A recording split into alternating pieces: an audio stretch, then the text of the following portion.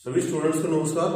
और आज हम फिर मिल रहे हैं और एक नए टॉपिक के साथ। और वो डैट जो है वो है एसक्यूएल, और 11th-12th क्लास के लिए भी बड़ी इंपॉर्टेंट है और इंजीनियरिंग में भी बड़े अच्छे कॉन्सेप्ट्स आते हैं। तो डाटाबेस किसी भी प्रोग्रामिंग लैंग्वेज के लिए बहुत ज़रूरी है, क्योंकि डाटाबेस एक बैकग्राउंड में स्टोरेज मैनेजमेंट में रहता है।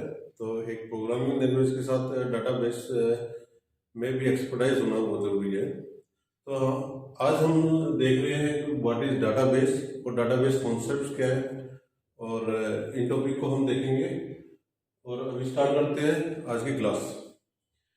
सबसे पहले मैं बात करना चाहता हूँ कि व्हाट इज डाटाबेस। तो डाटाबेस है क्या?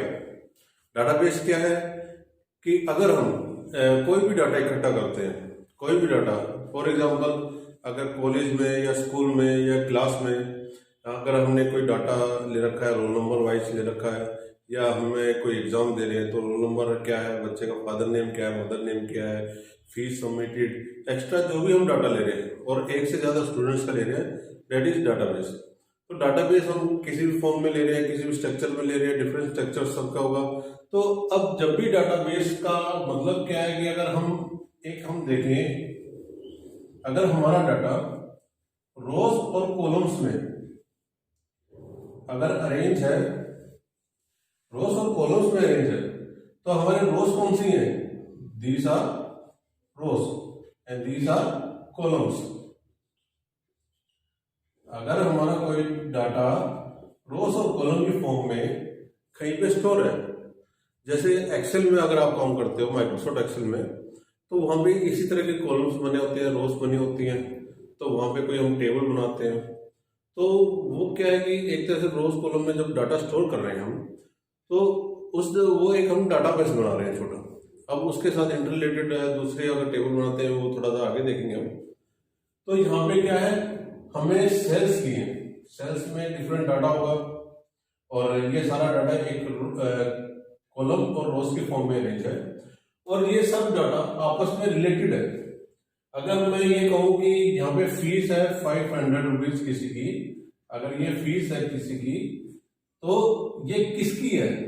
रोल नंबर 1 की। ये फीस किसकी है? रोल नंबर 1 की। तो अगर फीस से जो हम देखना चाहें या रोल नंबर 1 से उसकी डिटेल किसी बच्चे की निकालना चाहें, तो इजिली डिटेल फाइंड आउट हो जाती है। तो ऐसे मैं कहूंगा, एक वर्ड मैं यूज करता हूं यहाँ पे, इंटररिलेटेड डाटा। इंटररिलेटेड मतलब क्या है कि एक अगर इंफॉर्मेशन मेरे पास है तो उसकी बाकी इंफॉर्मेशन मेरे को मिल जाएगी। तो यहाँ पे सब के सब जो डाटा है वो आपस में इंटररिलेटेड है। तो डाटाबेस क्या है? Collection of data, interrelated data. तो अगर हम कहें कलेक्शन ऑफ डाटा, और कैसा डाटा? इंटररिलेटेड।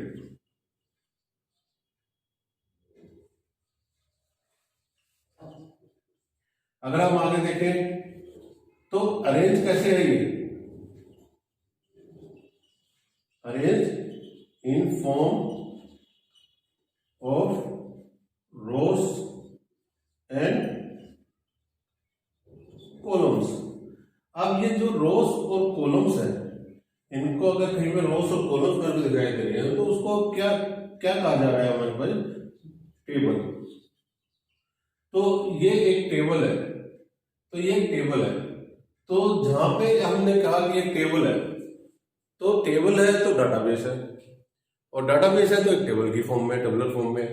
तो टेबल हम कह रहे हैं तो हम किसी डाटाबेस का नाम दे रहे हैं, और हम जब डाटाबेस को कोई नाम देते हैं, जैसे इसको नाम दिया हमने टेबल, और आगे स्टूडेंट, ठीक है, this is a table, this is a database. किस चीज का डाटाबेस है? किस नाम से है? स्टूडेंट नाम से है। तो हमने एक बार अगर स्टूडेंट नाम का डाटाबेस बना दिया, तो सेम नाम को दोबारा रिपीट नहीं करेंगे किसी और डाटाबेस को बनाने में। तो वहां पे हम स्टूडेंट का ही कोई डाटाबेस अगर बनाना है दोबारा, तो स्टूडेंट 1 स्टूडेंट 2 के नाम से हमें बनाना पड़ेगा।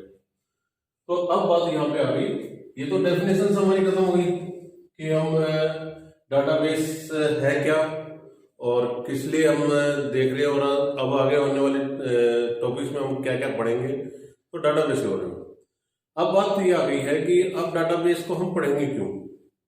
पढ़ें क्यों, क्या एडवांटेज है, क्या मतलब क्या फायदा है जनरल लाइफ में, कंप्यूटर की लाइफ में क्या फायदा है, क्या एडवांटेज है, हमें पढ़े क्यों, हमें क्यों पढ़ाया जा रहा है। तो यहाँ पे क्वेश्चन अगर राइज हो रहा है आपके दिमाग में, तो हम यहाँ पे देखेंगे एडवांटेज ऑफ यूजिंग डाटाबेस। तो सबसे पहले एडवांटेज की बात करते हैं, दैट इज डाटा रिडंडेंसी। देखो रिडंडेंसी का मतलब है रिड्यूसिंग डुप्लीकेसी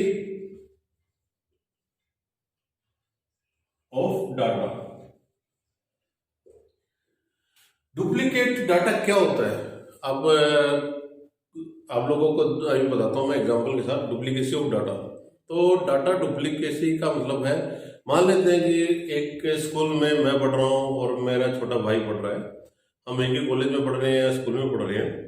तो अब क्या है कि हमारी जो डिटेल्स है, सिर्फ नाम को और क्लास को और रोल नंबर को छोड़ के हमारी डिटेल लगभग एक जैसी है, लगभग एक जैसी है।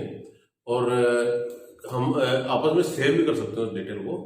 या फिर आप ये कह सकते हो कि मैं साइंस का स्टूडेंट हूँ, साइंस क्लास का स्टूडेंट हूँ, और साथ में मैं स्पोर्ट्स एक्टिविटी में भी पार्टिसिपेट करता हूँ। तो मेरे दो टीचर मेरा रिकॉर्ड रखते हैं, एक मेरे क्लास टीचर और एक मेरे स्पोर्ट्स टीचर।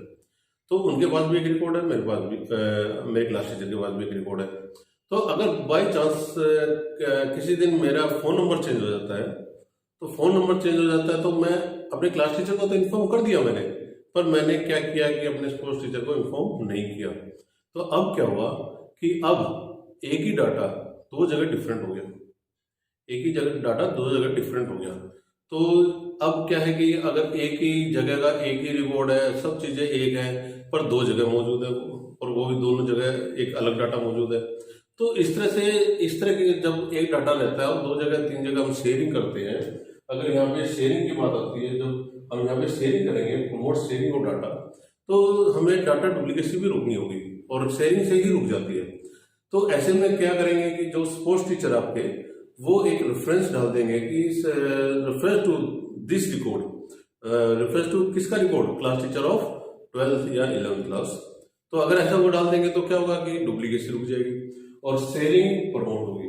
तो यहाँ पे मैंने आपको शेयरिंग बताई। शेयरिंग मतलब जब सेम डाटा कई जगह यूज किया जा रहा हो, तो हम एक ही डाटा को लेंगे और बाकी जगह उसको शेयर करेंगे। हम हर जगह डाटाबेस नहीं बनाएंगे, हर जगह डाटा नहीं बनाएंगे।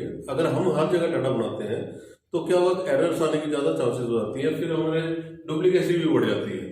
तो अगर हम बात करते हैं इनकंसिस्टेंसी, अब इनकंसिस्टेंसी का मतलब है, देखो अगर हम डाटा डुप्लीकेसी की बात कर रहे हैं, तो जब डाटा डुप्लीकेसी रिड्यूस करते हैं हम ज्यादा एक्सटेंट में, तो हमारा जो डाटाबेस है वो इनकंसिस्टेंट होना लगता है, मतलब कि एक उलझने लगता है और आपस में हमें ये क्लियर नहीं होता कि क्या है, आपने क्या किया। तो जब आपस में इंटररिलेटेड हम उनको करना लग जाए, आपस में इंटररिलेटेड करने लगे और शेयरिंग के कॉन्सेप्ट को और डुप्लीकेसी को और इन चीज़ों को अगर हम प्रमोट करने लगे, तो क्या होगा कि डाटा इनकंसिस्टेंट होने की चांसेस थोड़ी कम हो जाती हैं।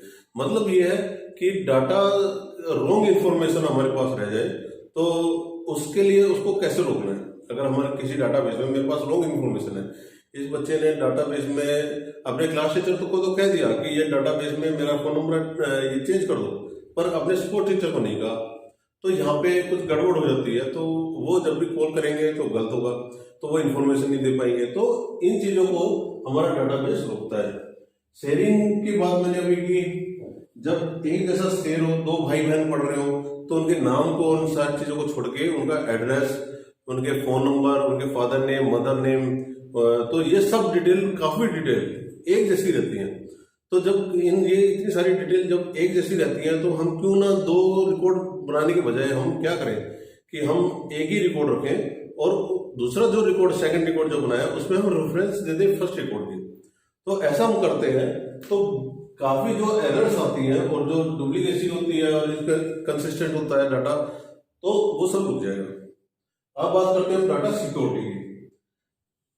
देखो डाटा सिक्योरिटी में हम एक प्राइवेसी, एक नाम हमने सुना है, हमने फेसबुक पे भी देखा है, हमने प्राइवेट मेंबर्स हम बना लेते हैं, प्राइवेट अपने आप को कर लेते हैं, ठीक है। तो प्राइवेट का मतलब क्या होता है? प्राइवेट का मतलब होता है कि हमने पब्लिक नहीं कर रहे हैं, हम उसको नहीं दिखाना चाहते हैं किसी को।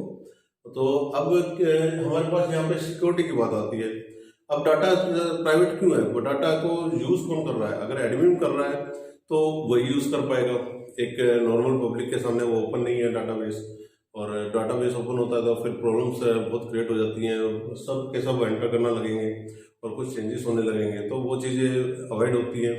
दूसरी बात क्या है, सबसे बड़ी इंपॉर्टेंट क्या है सिक्योरिटी में? एक्सीडेंटल लॉस है। एक्सीडेंटल लॉस का मतलब ये होता है कि एक्सीडेंटली कुछ हुआ, मेरा कंप्यूटर खराब हुआ, बर्नआउट हो गया और खराब हो गया और जल गया, तो ऐसे में हमारे हार्ड डिस्क है या कुछ इस तरह है, या फिर हम कुछ काम कर रहे थे तो कुछ हार्डवेयर फेलियर हुआ, तो क्या हुआ कि जितना मैंने डाटाबेस बनाया था सब एक्सीडेंटली मिस हो गया। तो ऐसा अगर एक्सीडेंटली मिस हो जाए तो बड़ी प्रॉब्लम क्रिएट हो जाएगी, क्योंकि फिर हमें शुरुआत से फिर से दोबारा काम करना पड़ेगा। तो ऐसे के लिए क्या करते हैं हम जनरली? ऐसे के लिए हम एक रिस्टोर, या जैसे आपके रिसाइकल बिन आपका काम करता है कंप्यूटर में, आप एक्सीडेंटली कोई आइटम डिलीट कर देते हो तो वो आइटम आपके रिसाइकल बिन में चला जाता है। तो ऐसे में जब रिसाइकल बिन में वो चला गया तो उससे दोबारा से हम रिट्राइव कर सकते हैं, तो उसको रिट्राइव करा जा सकता है। तो यहाँ पे हम कह सकते हैं डाटा सिक्योरिटी। तो इसमें एक्सीडेंटली लॉस अगर कोई डाटा हो जाता है हमारा, तो उस डाटा को कैसे हम रिकवर करें और कैसे, या उसका हम उसको डुप्लीकेट कहीं पे अरेंज करके रखते हैं, तो अगर कहीं आर्टिस्ट या बैकअप हम बना के रखें तो ऐसे में पॉसिबल है कि हम डाटा सिक्योरिटी को प्रमोट कर रहे हैं।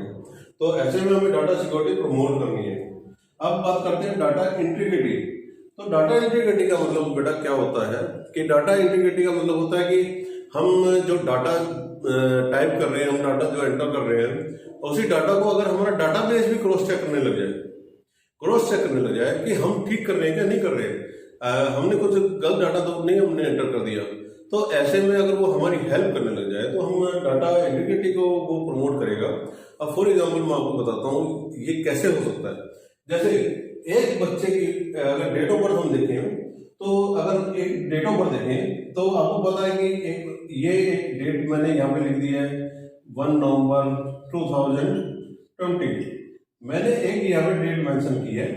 तो अगर इस डेट को हम देखें तो यहाँ पे क्या है कि 1 नवंबर 2020 लिखा है।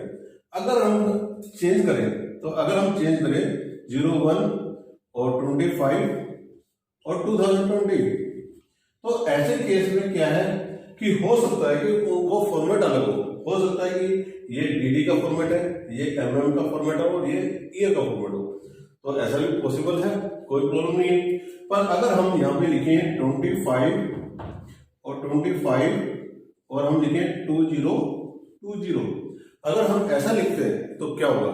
अगर ऐसा लिखते हैं तो देखो, अगर हम इसको डेट माने तो ये मंथ हो जाएगा, ये मंथ माने तो डेट हो जाएगा, तो इसका मतलब है कि जो 25 है वो मंथ हो ही नहीं सकता।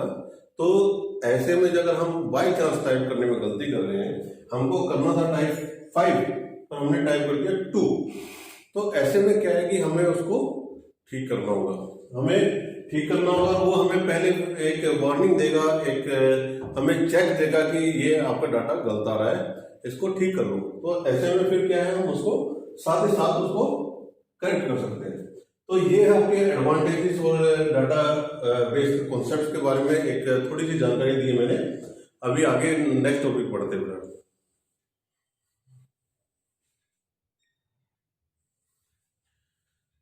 Students, these are the definitions which are very important in database concepts.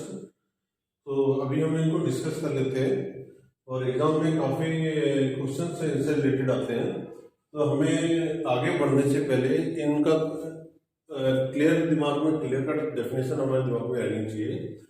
हमें रटनी नहीं है, हमें बस समझनी है कि हमें क्या है, इनका मतलब क्या है। देखो, सबसे पहले हम बात करते हैं डाटा इंडिपेंडेंस। डाटा इंडिपेंडेंस का मतलब क्या होता है कि एक डाटा दूसरे डाटा के ऊपर डिपेंड नहीं है। डिपेंड इन सेंस, अगर मैं एक डाटा को चेंज करूं तो ऐसा नहीं होना चाहिए कि उस डाटा की वजह से सब डाटा चेंज हो गया। तो डाटा इंडिपेंडेंट भी होना चाहिए कि मैं कोई, हाँ, जहां पे शेयरिंग हो रही है वहां पे तो हमें पता रहेगा कि ये शेयर डाटा है, तो जो मैं चेंज करूंगा वो सब जगह चेंज हो जाएगा। पर यहाँ पे वो शेयरिंग से रिलेटेड बात नहीं है।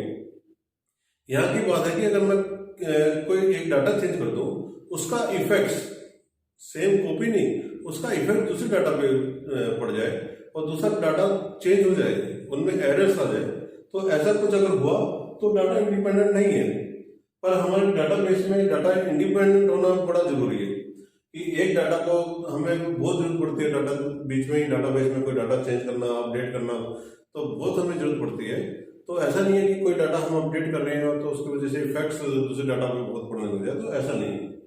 तो अब अगली है डेफिनेशन रिलेशनल डाटा मॉडल। तो अब हमारे पास जो हम एसक्यूएल पढ़ेंगे, एसक्यूएल स्ट्रक्चर्ड क्वेरी लैंग्वेज जो हम पढ़ेंगे, तो this is an example of relational database model. तो रिलेशनल डाटाबेस मॉडल का और रिलेशन का मतलब क्या है वो आपको बता देता हूँ। What is a relation? तो एक तरह से हम रिलेशन किसको कहते हैं? रिलेशन कहते हैं टेबल्स को ही, टेबल्स को ही हम रिलेशन कहते हैं। तो अगर हमारे डाटाबेस के अंदर टेबल की फॉर्म में डाटा देते हैं, टेबल की फॉर्म में मतलब किस फॉर्म में? रोज एंड कॉलम्स। अगर हमारा डाटा रोज और कॉलम के फॉर्म में अरेंज है, उसको कॉमनली मैंने एक नाम दे दिया टेबल। तो टेबल क्या है? एक्चुअली में टेबल भी एक रिलेशन है। रिलेशन है कि आपस में डाटा रिलेटेड है, तो उसको हम डाटा एक रिलेशन कहते हैं। जब बहुत सारे रिलेशंस मतलब बहुत सारे टेबल एक डाटाबेस में स्टोर है, एसक्यूएल में स्टोर है, तो वो आपस में किस तरह से एक दूसरे से रिलेटेड है, तो all arrangement is done by relational data model. Next is domain. अब क्या होता है कि हम जब भी कोई डाटाबेस बनाने के लिए हम वैल्यूज उठाते हैं और वैल्यूज निकालते हैं, तो किसी एक मेन डाटाबेस से निकालते हैं। जैसे फॉर एग्जांपल मैं आपको कह दूं कि एक आधार कार्ड का डाटाबेस है, तो अगर आधार कार्ड के डाटाबेस की बात करें तो आधार कार्ड में क्या है कि एक सेंट्रलाइज्ड एक बहुत बड़ा डाटाबेस बनाया गया है, और बाकी जो डाटा निकले हैं, केवाईसी हो रहा है या कुछ इस तरह से हम जो डाटा हम निकाल रहे हैं, कुछ चेक कर रहे हैं, तो वो उसका पार्ट है। तो मैं यहाँ पे कह सकता हूँ कि जो आधार कार्ड का डाटाबेस है उसको मैं डोमेन कह सकता हूँ, और बाकी हमें जो इन्फॉर्मेशन चाहिए होती है, किस कंपनी में चाहिए या गवर्नमेंट सेक्टर में डाटाबेस से रिलेटेड चाहिए या बैंकिंग सेक्टर को चाहिए, तो वो अपनी उस हिसाब की इन्फॉर्मेशन वहां से कॉपी कर लेते हैं या उस तरह अरेंज कर लेते हैं। तो अब अगर एक मैं कह सकता हूँ कि डोमेन क्या है? ये पूल ऑफ डाटा, मतलब एक बहुत बड़ा एक पूल है, कलेक्शन है डाटा का, जहां से हम डाटा उठा रहे हैं और अपनी रिलेशंस बना रहे हैं। रिलेशन मतलब टेबल बना रहे हैं अपने हिसाब से, अपने रिक्वायरमेंट्स के हिसाब से हम टेबल बना रहे हैं। तो अब यहाँ पर ये 4 डेफिनेशंस बहुत इंपॉर्टेंट है, ये हमारे लगभग एग्जाम्स में पूछी जाती हैं। तो इसके लिए मैं यहाँ पे एक काम करता हूँ कि छोटा सा टेबल वैसे बना रहा हूँ। तो टेबल में बना रहा हूँ, तो जो टेबल बनाते हैं हम, तो हमारे पास रोज है,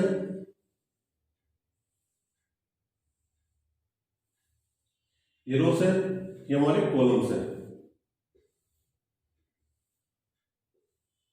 अब यहां पे लिखता हूं रोल नंबर, यहां पे सीरियल नंबर, यहां पे नेम, ये father name, mother name and fees. मैं किसी बच्चे की फीस लेता हूं, तो यहाँ पे roll number 1, 2, 3, 4 and 5।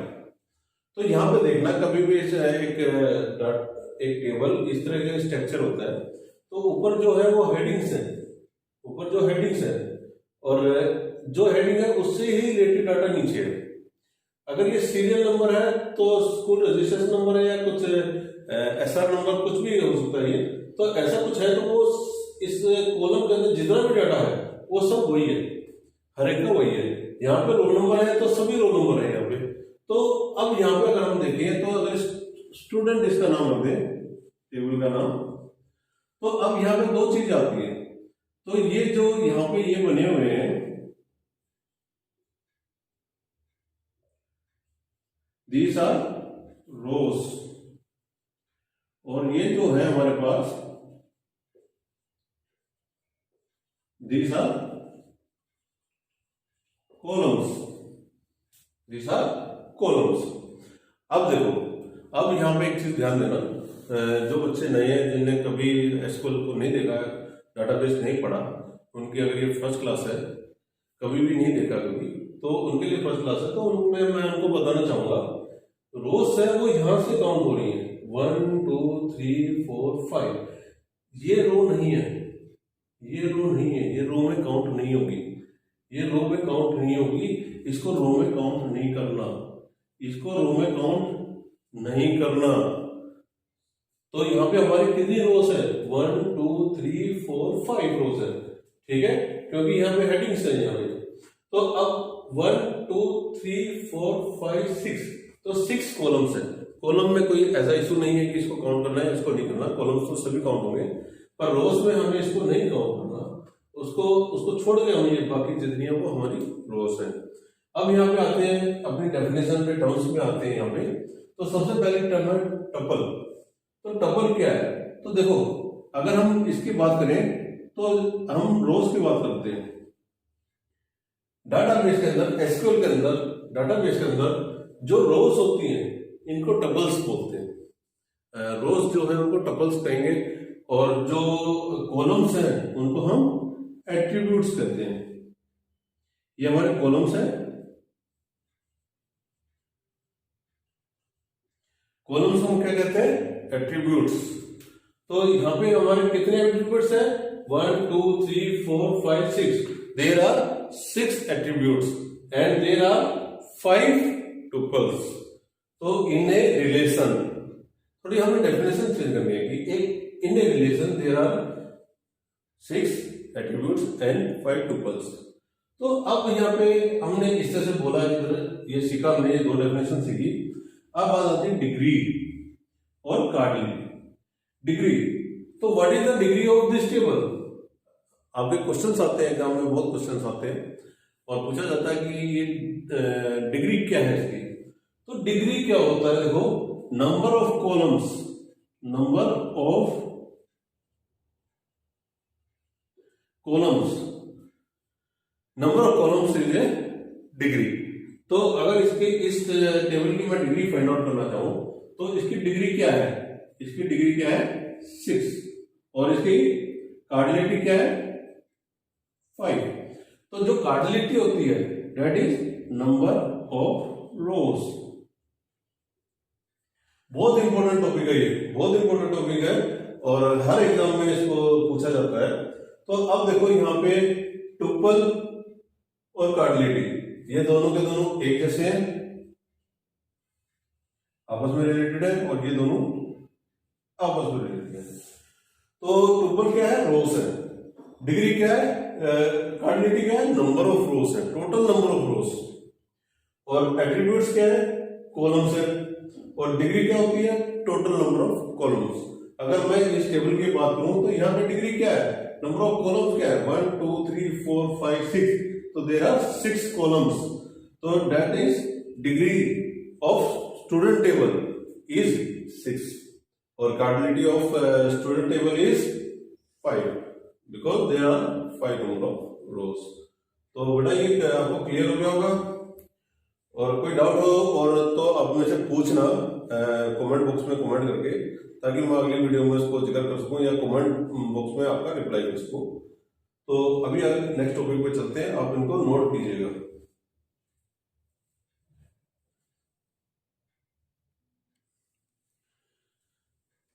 Again very important definitions. What are keys. ये कीज क्या है, और कीज की डेफिनेशन बड़ी इंपॉर्टेंट है। कीज है क्या, एक तरह से ये क्या है कि हमने बोला था एट्रीब्यूट और कार्डिनलिटी, और हमने कॉलम्स की बात की थी। तो टुपल, और अभी हमने देखा था कि व्हाट आर टुपल्स।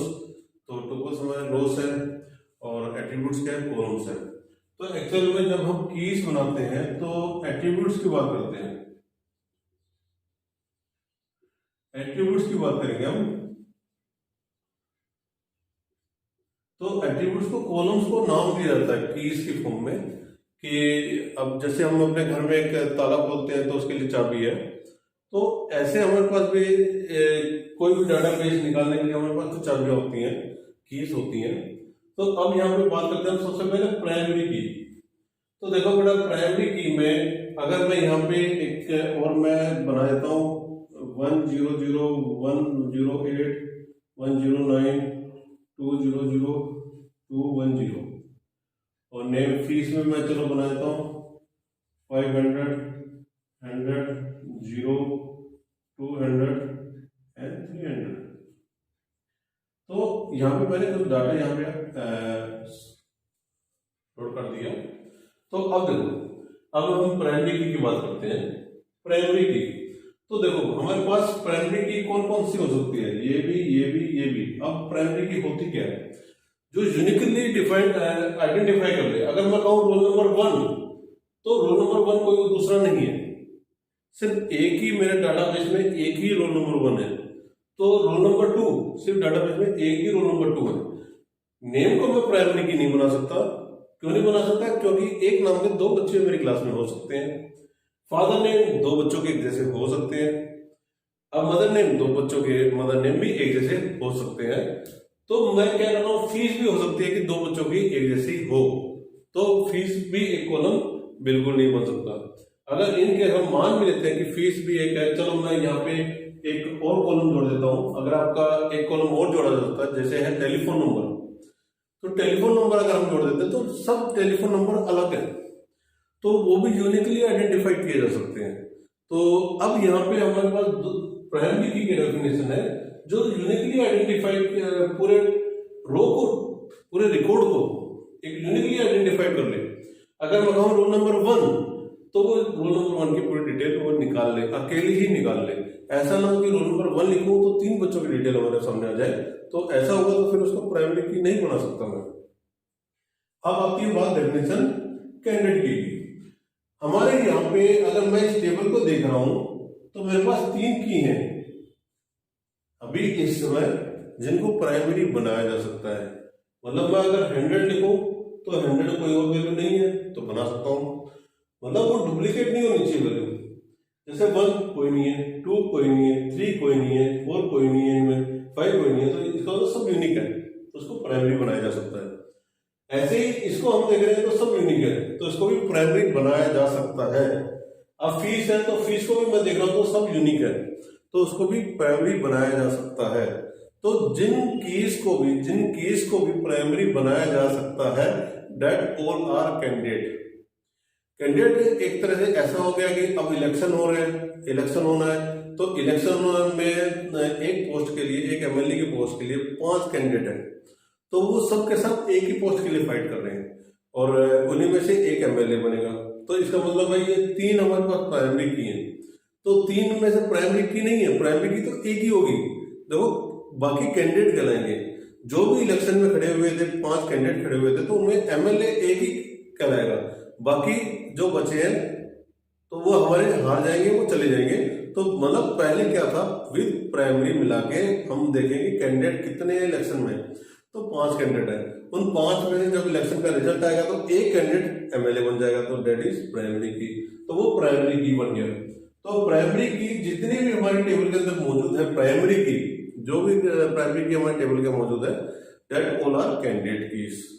और उसमें से किसी एक को मैं प्राइमरी बनाऊंगा, प्राइमरी एक ही बनेगी, 2 प्राइमरी नहीं बना सकता मैं, तो किसी एक को कंसीडर कर लूंगा मैं, दिस इज प्राइमरी। तो यहां पे कैंडिडेट की कितनी थी, 1 2 3, तो 3 यहां पे कैंडिडेट की थी, पर प्राइमरी तो एक ही बनेगी, तो मैंने पहले कॉलम को प्राइमरी मान लिया।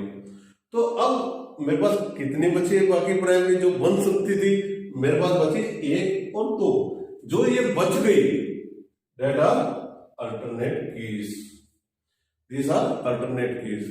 अब देखो जितनी हमारे टेबल के अंदर प्राइमरी की बन सकती हैं, जितने भी कॉलम्स हमारे प्राइमरी की बन सकते हैं, एट्रीब्यूट्स हमारे प्राइमरी की बन सकते हैं, ऑल आर कैंडिडेट कीज। अब कैंडिडेट सिलेक्शन तो एक का ही होना है, सिलेक्शन तो एक ही का होना है, तो उनमें से एक ही प्राइमरी आ सकता है, तो दैट इज प्राइमरी की। और जो भी फिर प्राइमरी की को हटा के जो भी कैंडिडेट की बची, that all are alternate keys. तो यहाँ पे क्लियर है बेटा सबको। अब यहाँ पे एक डेफिनेशन और आती है हमारे डाटाबेस के अंदर, व्हाट इज यूनिक की। यूनिक की का मतलब ये है कि अगर मैं यहाँ पे कहूं कि 1, तो 1 आगे कहीं पे भी मौजूद नहीं होना चाहिए, पूरे उसमें 1 नहीं होना चाहिए, यहाँ पे भी नहीं होना चाहिए, यहाँ पे भी नहीं होना चाहिए, उस टेबल में 1 नहीं दिखाई देना चाहिए। तो मैं कहूंगा कि 1 इज यूनिक। ये प्राइमरी में क्या है, प्राइमरी में सब डिफरेंट है, बस खाली यहाँ की बात कर रहे हैं। अगर मैं किसी में यहाँ पे 2 लिख दूं या फिर यहाँ पे 1 लिख दूं तो 2 1 हो गए ना, पर फिर भी प्राइमरी ये रहा, पर अब 1 यूनिक नहीं हो पाएगा। अब किसी को यूनिक बनाते हो तो वो वैल्यू यूनिक हो जाएगी पूरे टेबल के लिए। तो ऐसी की अगर बनाते हो तो यूनिक की मतलब यूनिक की में जो एक बार वैल्यू लिख दी और दोबारा टेबल में कहीं पे रिपीट नहीं होगी। हाँ, प्राइमरी रिपीट हो सकते हैं, सब रिपीट हो सकती है, पर प्राइमरी रोज में कहीं पे भी रिपीट हो सकती है, पर अपने कॉलम में रिपीट नहीं होगी। यूनिक अगर लिख दिया तो रोज और कॉलम में कहीं पे भी रिपीट नहीं होनी चाहिए। तो दैट इज यूनिक की। तो यूनिक की के बारे में क्लियर कट आपके दिमाग में रहना चाहिए कि किसी को अगर यूनिक बना दिया तो वो यूनिक बन गया। इस दुनिया में एक आदमी यूनिक है तो इसका मतलब उस जैसा आदमी कोई मौजूद नहीं है, तो डेट इज यूनिक। प्राइमरी मतलब मेरे से मेरी पहचान हो सकती है, मेरा रोल नंबर 1 है तो मैं प्राइमरी की बन सकता हूँ, पर इसका मतलब ये नहीं है कि आर्ट्स क्लास में अगर मैं जाता हूँ तो उसमें रोल नंबर 1 नहीं है, उसमें भी रोल नंबर 1 है, पर मैं अपनी क्लास के लिए एक प्राइमरी हूँ। मैं यूनिक नहीं हूँ इस संसार के लिए, मैं अपने पूरे स्कूल के लिए यूनिक नहीं हूँ। तो जो यूनिक होगा, जैसे आपका टेलीफोन नंबर, उसको यूनिक मान सकते हैं हम। Telephone number, same telephone number पूरे इंडिया में किसी को नहीं दिया जाएगा, और ऐसा हम देखें तो पूरे वर्ल्ड में भी सेम टेलीफोन नंबर किसी दूसरे का नहीं होगा जो आपके पास है। तो ऐसे में हम समझ जाएंगे कि यूनिक की क्या है। तो आपको यहाँ तक आपको 3 डेफिनेशंस और 4 डेफिनेशन ये आपको क्लियर हो गई है। अब हम बात करते हैं फॉरेन की।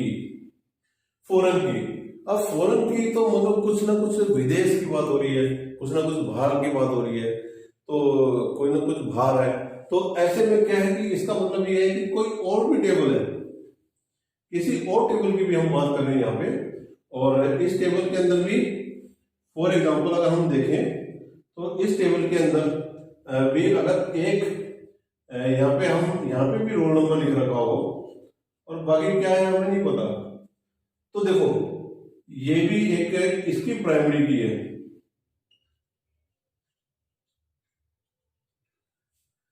ये एक दूसरा टेबल है, इसकी प्राइमरी की भी रोल नंबर है। रोल नंबर के अलावा कोई और ले लेते हैं, नहीं तो आप लोग कंफ्यूज हो जाओगे। तो एक काम करते हैं, सीरियल नंबर ले लेते हैं, क्योंकि इसमें प्राइमरी की है, इसमें सीरियल नंबर प्राइमरी की है, इसमें सीरियल नंबर प्राइमरी की नहीं बनाया हमने।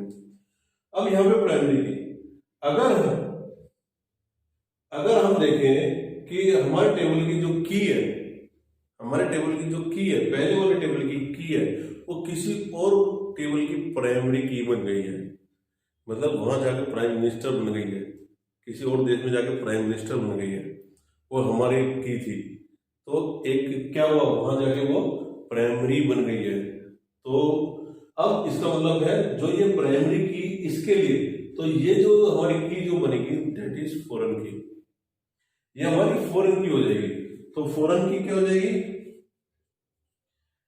This is a key which is primary to the other table, दूसरे टेबल में वो प्राइमरी की है, तो इसलिए हम इसको फॉरेन की डिफाइन करेंगे।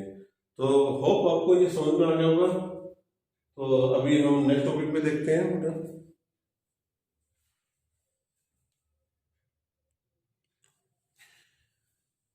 Again student, next topic is our relational algebra which is very important in term of examination। तो यहाँ पे इंटरसेक्शन एंड यूनियन, आप लोगों ने मैथमेटिक्स में ये चीजें पढ़ी भी होंगी, इंटरसेक्शन क्या है, यूनियन क्या है। अगर हम एक यहाँ पे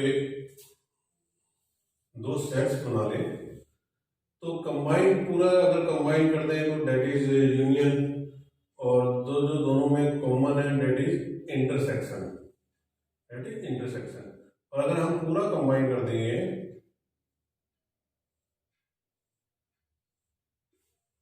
डेट इज यूनियन। तो आप लोगों को पता ही है अगर डाटा दो टेबल का कंबाइन कर रहे हैं हम, तो यूनियन इंटरसेक्शन हम देखेंगे यहाँ पे कि कैसे हम फाइंड आउट करेंगे। तो देखो यूनियन और इंटरसेक्शन के लिए जरूरी है कि 2 टेबल हमारे हैं और दोनों के कॉलम सेम होने चाहिए। अगर एक टेबल और मैं बना दूं यहाँ पे, अगर मैं एक टेबल और बना लूं यहाँ पे, जिसके अंदर मैं क्या लिखूं, वही सिर्फ roll number, same, serial number, name, father name, mother name and fees. अब क्या है कि अब यहाँ पे दो टेबल है, सेम टेबल है दोनों के दोनों। ये टेबल है वो ए बी सी, ये सी टेबल है, सी टेबल है, पर इनके कॉलम सब सेम है, फील्ड इनकी सेम है। तो अगर हम देखें तो अगर मैं कहूं कि रोल नंबर यहाँ पे 5 तक था, यहाँ 6 आ जाएगा, 7 आ जाएगा और 2 दोबारा रिपीट हो जाएगा, और मैं कहूं यहाँ पे 3 भी रिपीट हो गया। तो ऐसे में क्या होगा कि अब अगर मैं दोनों का यूनियन करना चाहूं, इन दोनों टेबल को कंबाइन करना चाहूं, तो देखो एक चीज देखना, इन दोनों में कॉमन क्या है, 2 और 3 दोनों कॉमन है, तो ये दोनों एक ही बार लिखे जाएंगे। तो अगर मैं कहता हूं बी यूनियन सी, अगर बी यूनियन सी करूंगा तो सबसे पहले इसकी वैल्यूज आ जाएंगी, ठीक है, टेबल जो रिजल्टेंट टेबल बनेगा ये वैल्यूज आ जाएंगी। उसके बाद 6 और 7 की वैल्यू नीचे आ जाएगी, 6 और 7। 2, 3 नहीं आएगा क्योंकि ये रिपीट नहीं होगा, डुप्लीकेट नहीं होगा। तो यहां तक हमारे पास इस तरह से कंबाइन होकर यहाँ पे आ जाएंगे। अगर हम इंटरसेक्शन करेंगे तो इंटरसेक्शन में क्या होगा, अगर हम इंटरसेक्शन करते हैं बी इंटरसेक्शन सी, तो बी इंटरसेक्शन सी का मतलब है अब इन दोनों टेबल में कॉमन क्या है, इन दोनों टेबल में हमारे पास ये डाटा कॉमन है।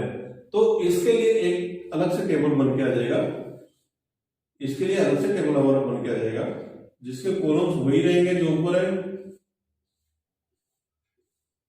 और पर यहां पे क्या होगा, roll number 2 and roll number 3 का डाटाबेस आ जाएगा, ठीक है। तो रोल नंबर 2 और 3 में जो भी डाटाबेस लिखा है वो यहाँ पे आ जाएगा। तो इंटरसेक्शन के केस में ऐसा होगा। तो यूनियन आपको समझ में आएगा कि दो टेबल कंबाइन होंगे। इंटरसेक्शन में दोनों टेबल में क्या वैल्यूज कॉमन है, कौन सी रोज कॉमन है, रिकॉर्ड जो भी कॉमन है वो डिस्प्ले हो जाएंगे। तो अब बहुत इंपॉर्टेंट टॉपिक बचता है, that is Cartesian product.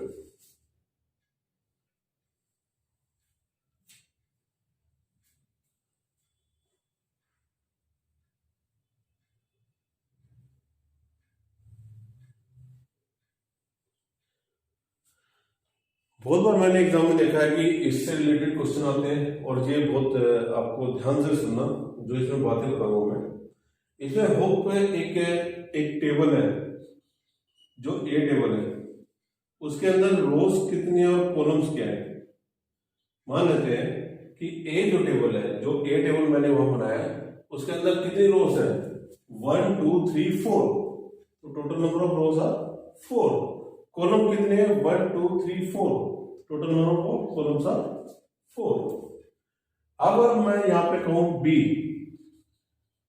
Table की बात करूं तो बी में कितने रोज है, रोज कितनी है 5 और कॉलम्स कितने हैं 6। तो जो एग्जाम में क्वेश्चन आता है वो कैसे आता है, देखो आपको बताता हूं मैं। आपसे पूछा जाता है व्हाट इज, अगर हमें ए और बी को कार्टेशियन प्रोडक्ट कर दें तो इसके लिए इसमें रोज कितनी होंगी और इसमें कॉलम्स कितने होंगे, ठीक है। या फिर मैं कहूं कि ए बी कार्टेशियन ए कर दें तो इसमें रोज क्या होंगी और इसमें कॉलम्स क्या होंगे। तो ऐसा क्वेश्चन एग्जाम में आता है कि कार्टेशियन प्रोडक्ट हम कर दें तो क्या हमें रिजल्ट में मिलेगा, कितने नंबर ऑफ रोज मिलेंगे, कितने नंबर ऑफ कॉलम्स मिलेंगे। तो देखो एक चीज ध्यान रखना जो मैं अभी बताने जा रहा हूं।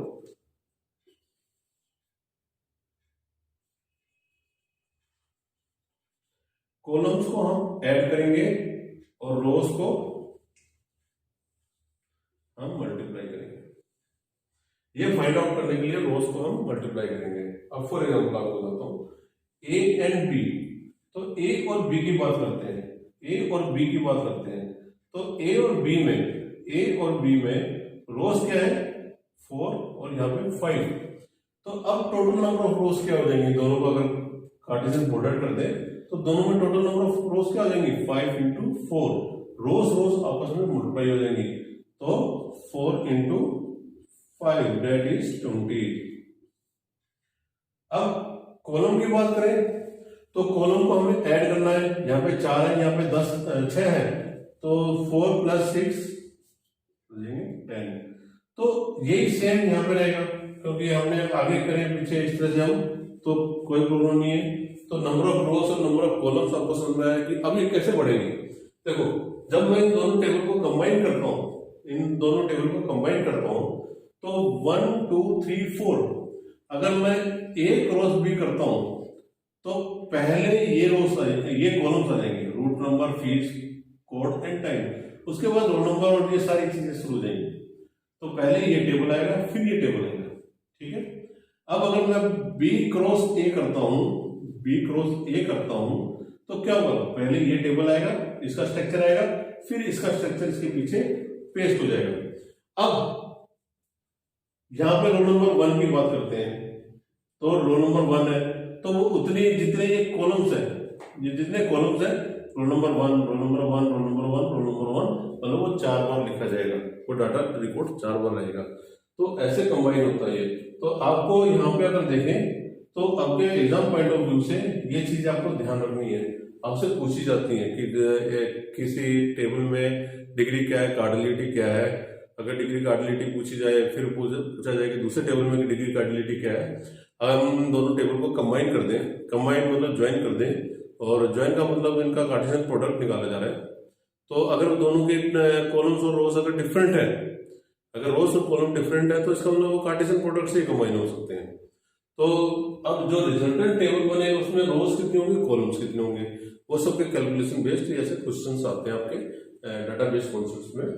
तो ये सब जो अभी मैंने पढ़ा है, ये सब डाटाबेस कॉन्सेप्ट का टॉपिक्स थे। और अभी हम नेक्स्ट वीडियो में एसक्यूएल स्टार्ट करेंगे, एसक्यूएल कमांड्स देखेंगे। और आपको अगर ये वीडियो अच्छी लगी तो आप लाइक जरूर करना, और मेरे चैनल को सब्सक्राइब करना, और अगली वीडियो का वेट जरूर करना। मैं जल्दी अगली वीडियो आपको लोड करने वाला हूँ, आपके पास पहुँचाने वाला हूँ। और इन टॉपिक को अच्छी तरह एक बार रिपीट करके जरूर देखना। अगर आपको समझ में नहीं आए तो अगर कोई क्वेश्चन में डाउट है तो आप कमेंट जरूर करना, मैं आप कमेंट पे जरूर रिप्लाई करूँगा। Thank you students.